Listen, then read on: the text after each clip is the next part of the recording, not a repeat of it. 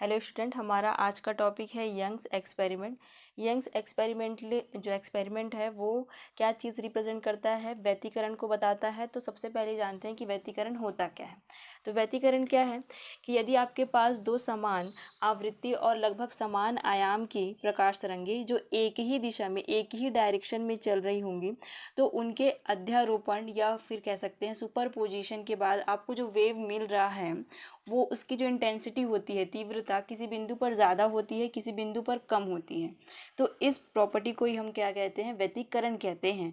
मतलब कि क्या हो रहा है कि अगर दो वेव्स के बीच सुपरपोजिशन हो रहा है तो जो फाइनल वेव होता है उसकी इंटेंसिटी में चेंजेस हो जाते हैं।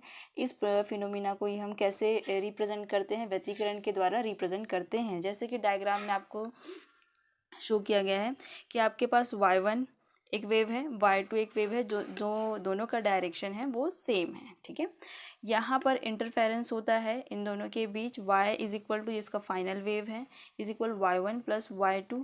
तो ये हमें एक फाइनल वेव देखने को मिलती है किसी पॉइंट पर। जैसे कि इस पॉइंट पर इसकी इंटेंसिटी कम है, इस पॉइंट पर इसकी इंटेंसिटी ज़्यादा है। तो यहाँ पर जो आपको देखने को मिलता है उसे हम क्या कहते हैं, व्यतिकरण होता है। एक पैटर्न होता है जिसे कि हम इंटरफेरेंस से रिप्रेजेंट करते हैं। तो जिस पॉइंट पर इंटेंसिटी मैक्सिमम होती है उसे हम क्या कहते हैं, समपोषी व्यतिकरण। और जिस पॉइंट पर इंटेंसिटी कम होती है, मिनिमम होती है, उसे हम क्या कहते हैं, विनाशी व्यतिकरण कहते हैं। तो जैसे कि मैंने आपको बताया कि अगर वहाँ पर समपोषी व्यतिकरण है तो वहाँ पर इंटेंसिटी क्या हो रही है, ज़्यादा हो रही है। ठीक है, तो वहाँ पर जो पैटर्न देखने को मिलता है वो ब्राइट होता है। और जहाँ पर आई मिनिमम होता है वहाँ पर जो पैटर्न देखने को मिलता है वो डार्क होता है, काला होता है। ठीक है, आपको ऐसा फॉर्मेट देखने को मिल रहा है, पैटर्न देखने को मिल रहा है, तो वो क्यों देखने को मिलता है कि जो वेव्स आ रही होंगी उनमें कोई ना कोई फेज डिफरेंस होगा, कोई ना कोई पाथ डिफरेंस होगा, जिसकी वजह से वहाँ पर वो पैटर्न देखने को मिलता है। तो यहाँ पर जब हमारा आई जो है वो मैक्सिमम होता है तो जो हमारा पाथ डिफरेंस होता है वो क्या होता है, जिसे हम डेल से रिप्रेजेंट करते हैं। Del is equal to n lambda. ये फॉर्मूला होता है phi is equal to pi upon lambda into del. यहाँ पर हम डेल की वैल्यू रखेंगे, लैम्डा से लैम्डा कट हो जाएगा तो हमारे पास जो फेज डिफरेंस आएगा, जो दो वेव्स के बीच का फेज डिफरेंस होता है या जिसे हम कलांतर कहते हैं, वो कितना निकलता है, 2n पाई। जहाँ n की वैल्यूज़ क्या क्या हो सकती हैं, 0 1 2 कुछ भी हो सकता है। उसके हिसाब से आप पहले वाला, फिर दूसरा, तीसरा, चौथा, इस तरीके से अब n की वैल्यू को चेंज करते हुए नंबर ऑफ पैटर्न्स में जा सकते हैं। As it is same for I minimum for a dark pattern. Del की वैल्यू होती है 2n-1 bracket close lambda by 2। और सेम इसी फॉर्मूले का यूज़ करके यहाँ पर डेल की वैल्यू ये रखेंगे एंड देन फिर हम फाई की वैल्यू निकाल लेते हैं 2n-1 ब्रैकेट क्लोज लैम्डा। यहाँ पर ध्यान देंगे जो डिफरेंस होता है इन दोनों में कि जो n की यहाँ पर वैल्यू है वो कहाँ से स्टार्ट हो रही है, 0। और यहाँ पर जो स्टार्ट हो रहा है वो कहाँ से हो रहा है, 1 से स्टार्ट, 1 2 3 4 5। ठीक है, तो ये इनमें डिफरेंस है। इन केस अगर आप चाहें तो del is equal 2n+1 lambda by 2 ले सकते हैं। फिर n की वैल्यू क्या होगी यहाँ पर, 0 1 2 डैश डैश डैश। तो अगर आप 2n+1 वाला फॉर्मेट यूज़ करते हैं तब आप n की वैल्यू 0 से ले सकते हैं फॉर अ डार्क पैटर्न। लेकिन अगर आप -1 वाला फॉर्मेट यूज़ करते हैं तो आपको n को 1 से ही लेना पड़ेगा। क्यों? क्योंकि अगर आप यहाँ पर n इज इक्वल 0 लेंगे तो जो हमारा डेल है, जो पाथ डिफरेंस है, वो क्या आ जाएगा, नेगेटिव आ जाएगा, जो कि पॉसिबल नहीं है। इसलिए जब भी आप माइनस लेते हैं 1 2 3 ऐसे से यहाँ से स्टार्ट करते हैं, और अगर आप प्लस वाला यूज़ कर रहे हैं तो आप 0 से भी स्टार्ट कर सकते हैं। दोनों से आंसर सेम आता है, कोई चेंजेस नहीं होते हैं।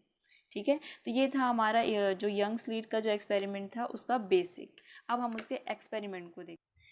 तो हमारा यंग का एक्सपेरिमेंट जो कि सबसे पहला एक्सपेरिमेंट था, जो कि इंटरफेरेंस या व्यतिकरण को रिप्रेजेंट करता है।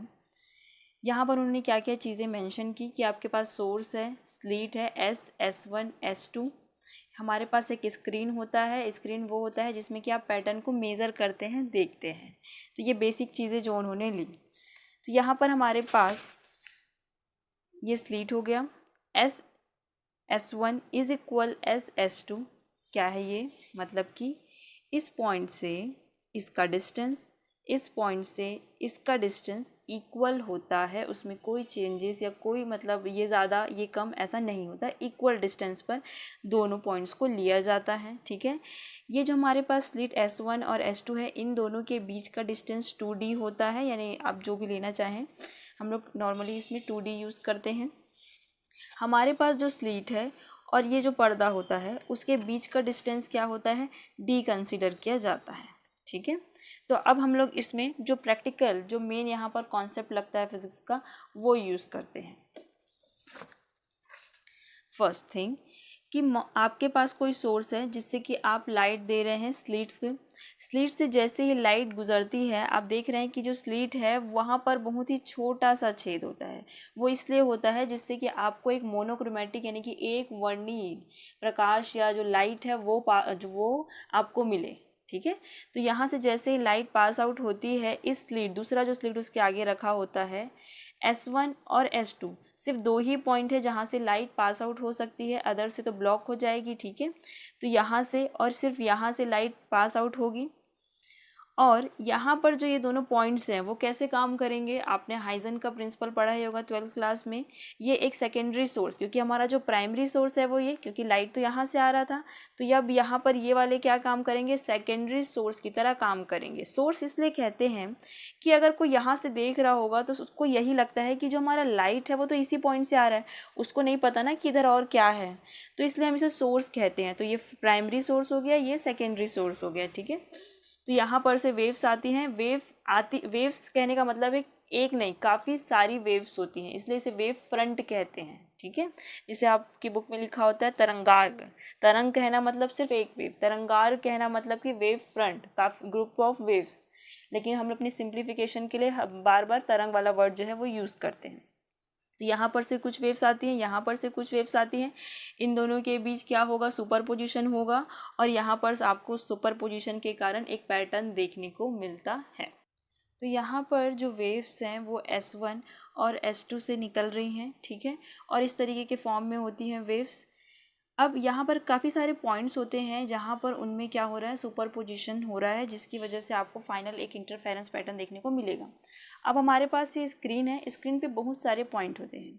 अब मान लीजिए हम एक सेंटर का पॉइंट अगर कंसीडर कर लेते हैं P0, जिसे नाम दिया गया है, जो इन दोनों के सेंटर में स्थित है, तो ये यहाँ से भी कुछ लाइट्स आएगी, यहाँ से भी कुछ लाइट्स आएंगी या वेव्स आएंगी, तो उनमें क्या हो रहा है, व्यतिकरण हो रहा है। लेकिन चूंकि यहाँ से ये वाले पॉइंट का डिस्टेंस, यहाँ से ये वाले पॉइंट का डिस्टेंस, यानी कि S1 से P0 का डिस्टेंस, S2 से P0 का जो डिस्टेंस होता है वो क्या होता है, इक्वल हो रहा है। ये आपको डायग्राम से भी रिप्रेजेंट हो रहा है। क्यों, क्योंकि वो बिल्कुल सेंटर में है, हमारा जो पर्दा है उसके बिल्कुल सेंटर की अगर मैं पॉइंट की बात करूँ तो इस वाले के बिल्कुल बीच में है, तो जो डिस्टेंस होगा वो तो सेम ही होगा ना। अगर हम ऊपर या नीचे लेंगे तब डिस्टेंस अलग अलग होता, तो डिस्टेंस सेम होता है, यानी कि वहाँ पर कोई भी पाथ डिफरेंस या फेस डिफरेंस नहीं होता, जिसकी वजह से वहाँ पर जो हमको पैटर्न, यानी कि जो हमारा सेंटर में केंद्र पर जो हमें पैटर्न देखने को मिलता है, सेंटर पर जो हमें पॉइंट देखने को मिलता है वो हमारा कैसा होता है, एक ब्राइट पैटर्न होता है, क्योंकि वहाँ पर कोई भी पाथ डिफरेंस या फेस डिफरेंस नहीं होता है। ठीक है, इसका जो रीज़न है वो आपको डायग्राम से ही समझ में आ जाएगा। दूसरा चीज़, अब अगर आपको ये जानना है कि जो पैटर्न मिल रहा है ब्राइट डार्क जो भी, उसमें उनका जो चौड़ाई होता है वो कैसा होता है, वो कैसे कितने कितने डिस्टेंस पर होते हैं, तो उसके लिए आपको जो हमारा जो स्क्रीन है उस पर कोई भी एक दूसरा पॉइंट लेना पड़ेगा, जिसके लिए यहाँ पर से जाने वाला पॉइंट, यहाँ पर से जाने वाले वेव का डिस्टेंस और यहाँ पर से जाने वाले वेव का डिस्टेंस कुछ अलग होना चाहिए। यानी कि एक सिंपल वे में अगर देखा जाए तो जस्ट फॉर एग्जांपल कि अगर मैं यहाँ सेंटर पे खड़ी हूँ, अगर मुझे इस तरफ जाना है या इस तरफ जाना है, दोनों तरफ का डिस्टेंस सेम है क्योंकि मैं सेंटर पे हूँ। ठीक है, कोई फ़र्क नहीं पड़ेगा।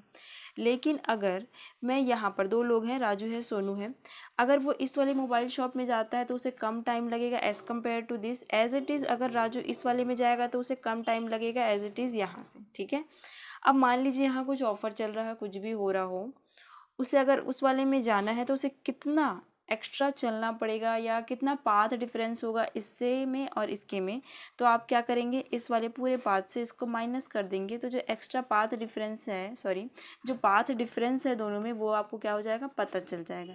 तो ठीक हम ऐसा ही अपने एक्सपेरिमेंट तो यहाँ पर हमने S1 पॉइंट और S2 पॉइंट से एक वेव जो है वो निकल के पॉइंट P पर जा रही हैं। और सिंप्लीफिकेशन मैंने कुछ भी ड्रॉ नहीं